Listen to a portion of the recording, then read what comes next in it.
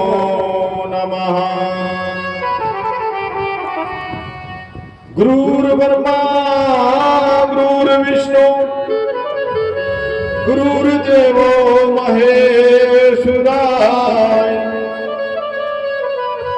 गुरुर्साक्षात् परब्रह्म तस्मै श्री गुरुवे नमः। अखंड मंडलाकार व्याप्तेन चराचरम तत्पदमहेन तस्मै श्री गुरुवे नमः। ध्यान मूलम गुरुर्मूर्ते पूजा मूलम गुरुपदम मंत्र मूलम गुरुवाक्यम मोक्ष मूलम गुरु कृपा। या देवी सर्वभूतेषु बुद्धिरूपेण संस्था नमो तस्यै नमो तस्यै नमो तस्यै नमो नमः। कस्तूरे तिलकम ललाट पटले नाशाग्रे वर्मोक्तम कर्तले वेणुकरे कंकणम सर्वांग हरिचंदनम। शुक्लम कंठे च मुक्तावली गोपस्त्री परवीष्टतो विजेते गोपाल गोपाल चूड़ामणि। ओम सिद्धभूत श्वेतासनाभ्यो नमः। ओम लक्ष्मी नारायणेभ्यो नमः। उमा महेश्वराभ्यो नमः। ओम मात पिता चरण कमलभ्यो नमः। कुल देवताभ्यो नमः। स्थान देवताभ्यो नमः। ग्राम देवताभ्यो नमः। ओम सर्वभ्यो देवभ्यो नमो नमः। जित जन में बैठे हुए और लगते सभी बुद्धिमान हैं और जितनी मुझ में बुद्धि है उतना दिया गुरु ने ज्ञान है। सृष्टि ने शुरू दिया और गुरु ने दीना ज्ञान।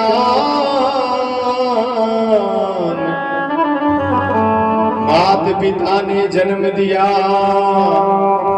सो कर्म लिखा भगवान। मेरी भगवादारो चिन्हट मुरना कर सोय। जातन की जाई पड़े तो शाम हरिति दुत हो। कथा शुरू अब होत है सुनो वीर हनुमान।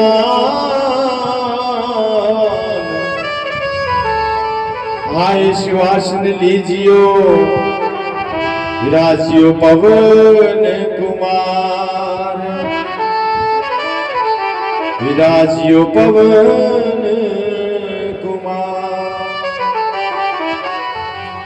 बोलो बालाजी महाराज की जय। मेरी बूढ़ी आत्मा परमात्मा स्वरूप श्री राम स्वरूप नौजवान भाई सती सावित्री लक्ष्मी स्वरूपाय माता बहनी भगवान कन्हैया के स्वरूप बाल गोपाल सभी आदर के पात्र हैं। भागवत जी को प्रारंभ करने से पहले जितने भी साधक हरि चरणों में विराजमान हैं भगवान की कथा में विराजमान हैं उन सब भक्तों के लिए श्री धाम वृंदावन की ओर से जय श्री कृष्णा जय श्री राधे स्वीकार हो। हरे कृष्ण हरे कृष्ण हरे कृष्ण। जन्म जन्मांतरे कल्पे कल्प वृक्षम श्रीमदो भगवतो महालवेतम। कल कहते हैं काल को, मल कहते हैं पापों को। जब कली काल के पापों का अंत होता है, जब जन्म जन्मांतर के पुण्य उदय होते हैं, तो ऐसे ज्ञान में गंगा को, प्रेम में गंगा सुनने को प्राप्त होती है। कल की कथा में महाराज ने बताया कि भक्ति मैया के दो पुत्र ज्ञान वैराग्य जिनको कोई होश नहीं था, नारद जी ने उनको सतदिवसीय महा श्रीमद् भागवत कथा का पाठ करवाया। तो उन्हें 7वें दिन वो मस्ती में आकर आज पंडाल में झूमते हैं, नाचते हैं। इतनी शक्ति है इस कथा में।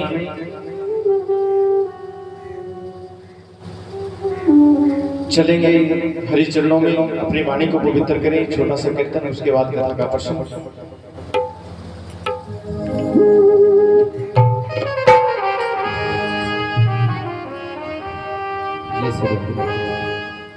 बोलो श्री कृष्ण गोविंद हरे मुरारी, हे नाथ नारायण वासुदेव। श्री कृष्ण गोविंद हरे मुरारी, हे नाथ नारायण वासुदेव। श्री कृष्ण गोविंद हरे मुरारी, हे नाथ नारायण वासुदेवा।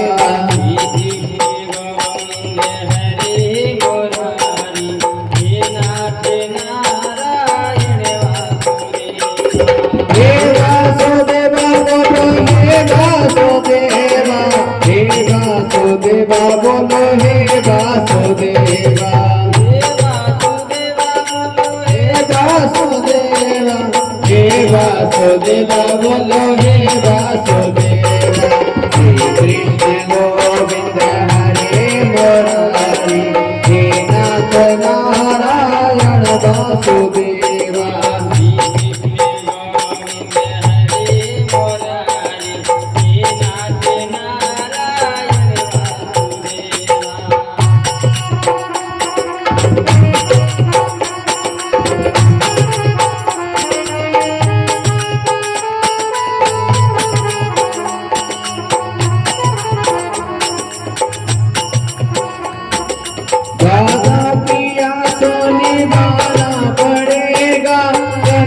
का फल तो भुगतना पड़ेगा,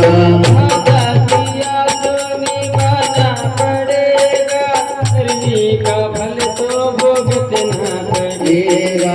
श्री कृष्ण गोविंद हरे मुरारी, हे नाथ नारायण वासुदेवा।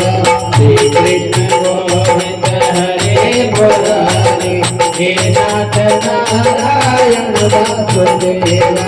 हे नाथ नारायण वासुदेवा, हे नाथ नारायण वासुदेवा। बोली ठाकुर जी महाराज की जय हो, बोली गो माता की जय हो। आज सूत जी महाराज कहते हैं कि आत्मदेव ब्राह्मण की दो पुत्र हुए, जिनका नाम धुंधकाली और गोकर्ण महाराज बताया है। तो गोकर्ण जी एक संत हुए, एक महाराज हुए, और जो धुंधकाली है वो एक पापी बना। धुंधकाली ने पाप किया, अत्याचार किया, तो अंतोगता सुनता अंत में धुंधकाली एक प्रेत बन गया है। आज गोकर्ण जी महाराज सूर्य भगवान को उपाय पूछते हैं कि महाराज मेरा भाई प्रेत बन गया है, और क्योंकि जो बुरे कर्म करता है उसे प्रेत की योनि मिलती है मेरी भैया। तो आज गोकर्ण महाराज ने सूर्य भगवान के रथ को रोका है और कहने लगे कि महाराज कोई उपाय बताओ कि मेरे भाई का उद्धार हो सके। सूर्य भगवान ने कहा कि गोकर्ण जी उनकी मुक्ति हो जाएगी, आप उनको 7 दिन की श्रीमद् भागवत कथा सुना दो। भैया उसे निवेदन है थोड़ा आप आगे बैठे, हाँ ये थोड़ा गेट छोड़ दो, हाँ ये रास्ता भी दे दो धोख लगाने के लिए, बच्चों को साइड में कर दो एक बार, हाँ ये रास्ता बना दो, इधर आगे बैठ के जाओ भैया।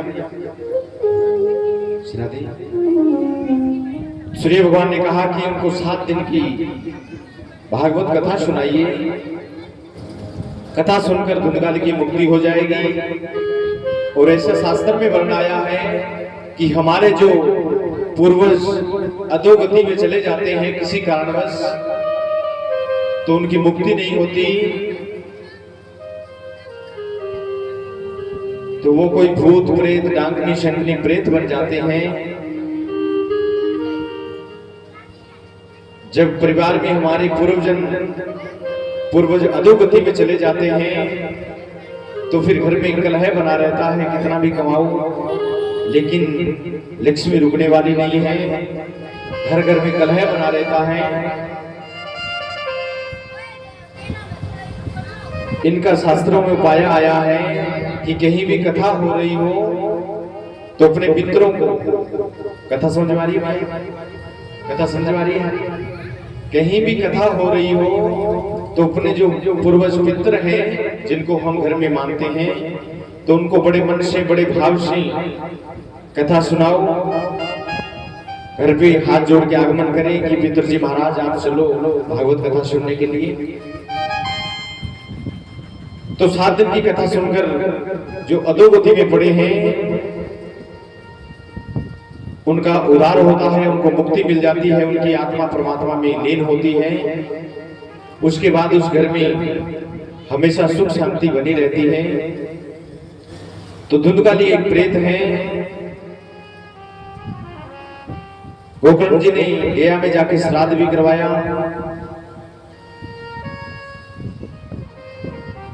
लेकिन फिर भी धुंधकाली की मुक्ति नहीं हुई।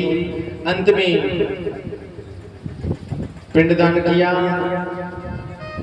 फिर भी मुक्ति नहीं हुई। तो अंत में गोकर्ण जी महाराज ने 7 दिवसीय संगीत में श्रीमद् भागवत कथा सुनाई। तो बताया कि पहले दिन की कथा में एक 7 गांठ का बांस लिया है, उस बांस में उस धुंधकाली को बिठा दिया है, निवास दिया है। तो पहले ही दिन की कथा में एक गांठ जो होती है वो चटक गई, दूसरे दिन की कथा में दूसरी, ऐसे करते करते 7 दिनों में जो 7 गांठें थी बांस की, वो 7 गांठें चटक जाती है। और धुंधकाली एक बहुत ही सुंदर देव रूप बना के आत्मा परमात्मा में लीन हो जाते हैं। इसी प्रकार धुंधकाली की मुक्ति हुई। तो मेरे श्रोताओं, सूत जी महाराज कहते हैं कि भगवान ने 24 अवतार धारण किए हैं। उसमें जो सबसे पहला अवतार है, ये 24 अवतार की कथा है, वर्णन करते हैं। पहले जो अवतार है वो है संत कुमार के रूप में। भगवान ने 24 अवतारों में से पहला अवतार संत कुमार का लिया है। दूसरा अवतार ब्राहा अवतार, ब्राहा कहते हैं सूअर को, सूअर के रूप में भगवान ने अवतार धारण किया है। हिरण्यकश्यप को मारने के लिए भगवान ने, विष्णु भगवान ने सूअर का अवतार दिया था। तीसरा अवतार है नारद जी का, पंचरात्रि में तंत्र का उन्होंने उपदेश दिया।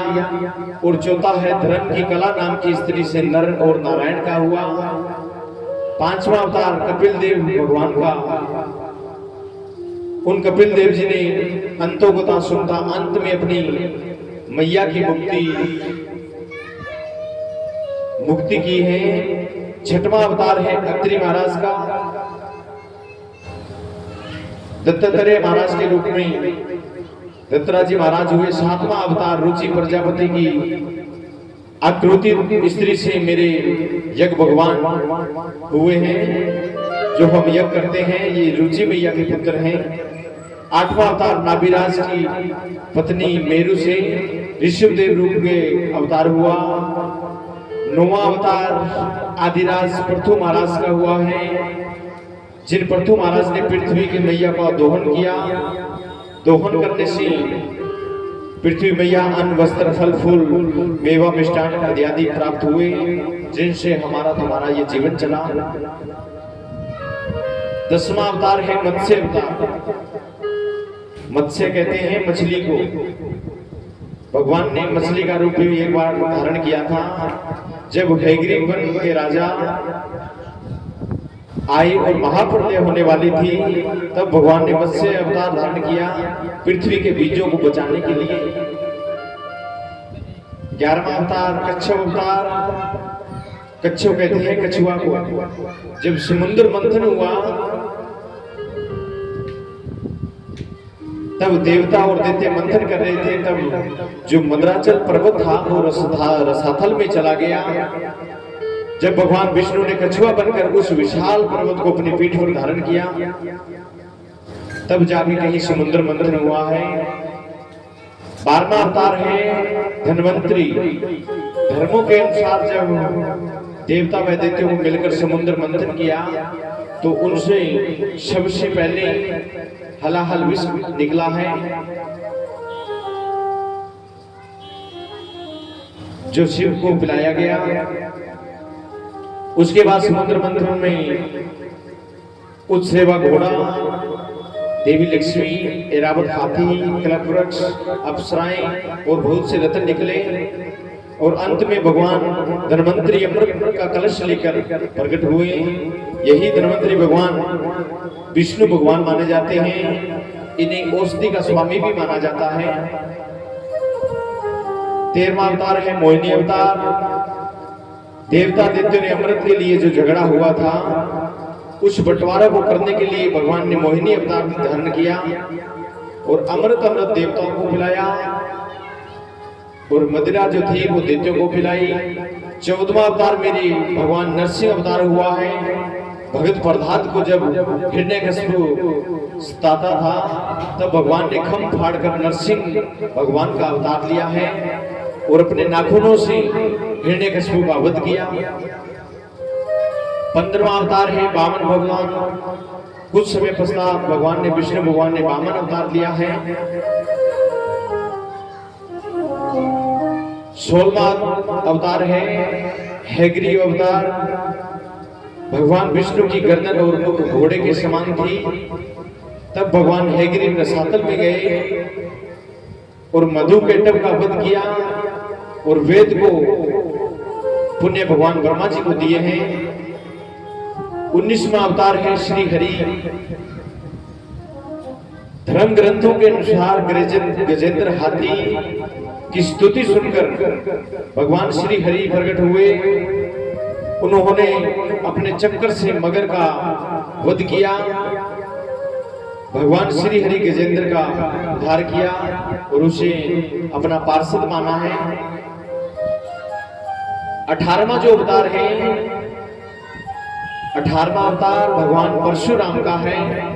परशुराम भगवान 4 कला जिन्होंने 21 बार पृथ्वी को क्षत्रियों से हीन किया, ये भगवान परशुराम का विष्णु के प्रमुख अवतारों में से एक है। 19वां अवतार है महर्षि वेदव्यास जी का। प्राणों में महर्षि वेदव्यास जी भगवान विष्णु के अंश माने जाते हैं।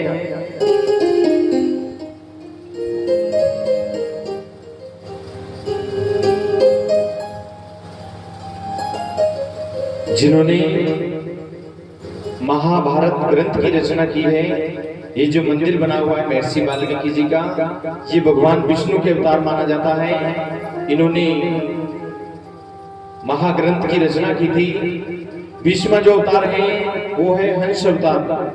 भगवान विष्णु महाहंस के रूप में प्रकट हुए और उन्होंने शनकादिक मुनियों का संदेह दूर किया है। इसके बाद सभी मिलकर हंस की पूजा की है। और जो 21वां अवतार है मेरे श्री राम जी का अवतार।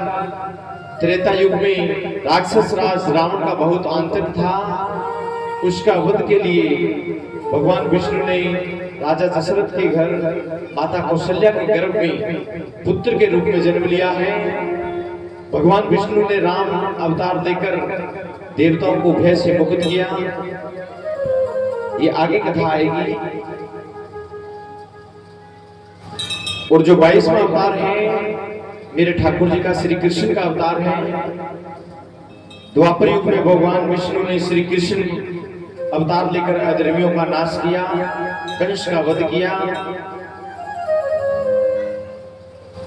महाभारत में युद्ध में अर्जुन को आज सारथी बने हैं और दुनिया में गीता का ज्ञान दिया। धर्मराज युधिष्ठिर को राजा बनाकर धर्म की स्थापना की है। भगवान विष्णु के सभी अवतारों में से सबसे सर्वश्रेष्ठ माना जाता है कृष्ण अवतार। और जो 23वां अवतार है वो है बुद्ध अवतार। धर्म ग्रंथों के अनुसार बौद्ध धर्म प्रवर्तक गौतम बुद्ध भगवान विष्णु के अवतार माने जाते हैं। हमारे संसार में परमात्मा के 23 ही अवतार हुए हैं, लेकिन 24वां अवतार हुआ नहीं है और 24वां अवतार होगा। लेकिन कब होगा? भगवान जब भी अवतार लेते हैं तो हर युग के अंत में लेते हैं। श्री राम जी आए तो त्रेता के अंत में आए, और मेरे ठाकुर जी कन्हैया आए तो वो भी द्वापर के अंत में आए थे। और कलयुग में भी भगवान का 24वां अवतार होगा, वो भी कलयुग के अंत में होगा। ये 4 युग हैं, इनकी अपनी अपनी उम्र है। ध्यान से सुने कथा को। सतयुग, त्रेता युग, द्वापर युग और कलयुग। सतयुग की जो उम्र है वो है 17,28,000 वर्ष की है। दूसरा भाई त्रेता युग, जिनकी उम्र 12,96,000 वर्ष है। ऐसे ही द्वापर की उम्र 8,64,000 वर्ष की है। और सबसे अंत में है कलयुग, जिनकी उम्र 4,32,000 वर्ष है। और भगवान का अवतार होगा अंत में। बताया है कि जब कलयुग की 821 वर्ष बाकी रह जाएगी तब भगवान का अवतार होगा। और वो कल के नाम से विख्यात होंगे। अभी कलयुग को लगे हुए 5,125 वर्ष हुए मेरे भैया। अभी तो ये समझ लो कि कलयुग का शुरुआत भी नहीं हुई है। कलयुग की उम्र है 4,32,000 वर्ष की। अभी तो ऊपर वाले 32 नहीं गए हैं, अभी तो शुरुआत भी नहीं हुई है। भगवान ठाकुर जी महाराज 5,125 वर्ष पहले इस भूमि पे मानव देह में थे। आज कलयुग के चलते चलते इतने वर्ष हो गए। अभी तो कलयुग का प्रारंभ हुआ है। भगवान का कल की अवतार होगा 821 वर्ष जब शेष रह जाएगी तब होगी। और कहां होगा ये अवतार? पुराणों के अनुसार उत्तर प्रदेश के मुरादाबाद जिले में शंबलपुर नामक स्थान पर विष्णु यशा नामक तपसी ब्राह्मण के घर भगवान कल्कि पुत्र के रूप में जन्म लेंगे। कल्कि देवदत्त नामक घोड़े पर सवार होकर संसार में पापियों का विनाश करेंगे और धर्म की पुण्य स्थापना करेंगे। 3 भाइयों के बाद चौथे भाई का नंबर आएगा, वो होगा कल्कि अवतार। जब अत्याचार होगा तो कहते हैं कि जब जब होए धर्म की हानि, बढ़ी असुर अधम अभिनानी, तब तब धरी प्रभु विविध शरीरा, हरि ही दयानिधि सज्जन पीरा। जब जब संसार में धर्म की हानि हुई है तब तब भगवान प्रकट हुए हैं और दुष्टों का संहार करके पुण्य सनातन धर्म की रचना कर देते हैं। तो मेरे श्रोताओं, सूत जी महाराज कहते हैं कि सोन का दृश्य को इस प्रकार 24 अवतारों का वर्णन किया है। छोटा सा कीर्तन। बोलो ठाकुर जी महाराज की जय हो। तेरे दर्श पाने को जी चाहता है, तेरे दर्श पाने को जी चाहता है, तेरे दर्श को जी चाहता है। तेरे दर्श पाने को जी चाहता है। तेरे दर्श पाने को जी चाहता है। खुदी से मिटाने को, खुदी से मिटाने को जी चाहता है। तेरे दर्श पाने को जी चाहता है। तेरे दर्श पाने को जी चाहता है। बड़ी बड़ी तालियां करेंगे सभी।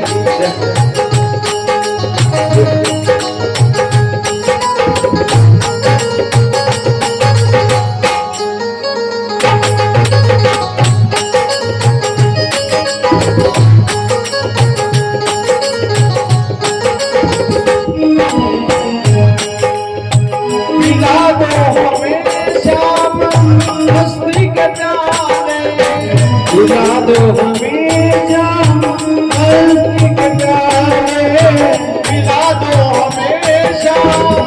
मस्ती के प्यारे। मिला दो हमेशा मस्ती के प्यारे। मस्ती में आने को, मस्ती में आने को जी चाहता है। तेरा दर्श पाने को जी चाहता है। तेरा दर्श पाने को जी चाहता है। याद है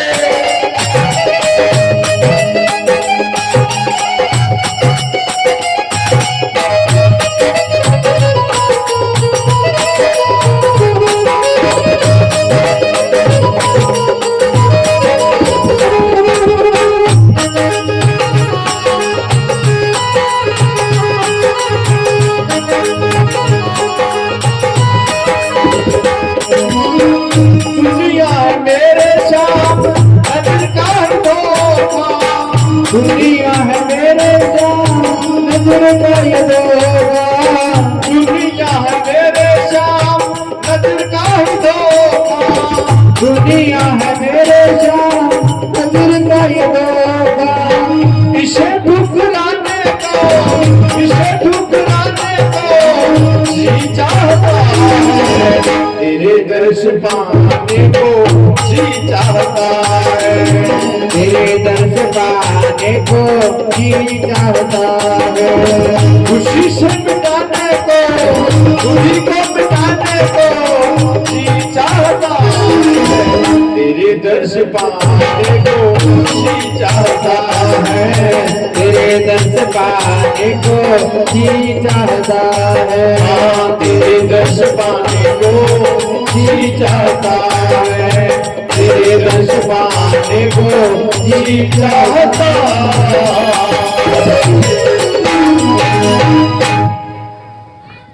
बोलो ठाकुर जी महाराज की जय हो। आज सूत जी महाराज सोन का दृश्य को बताते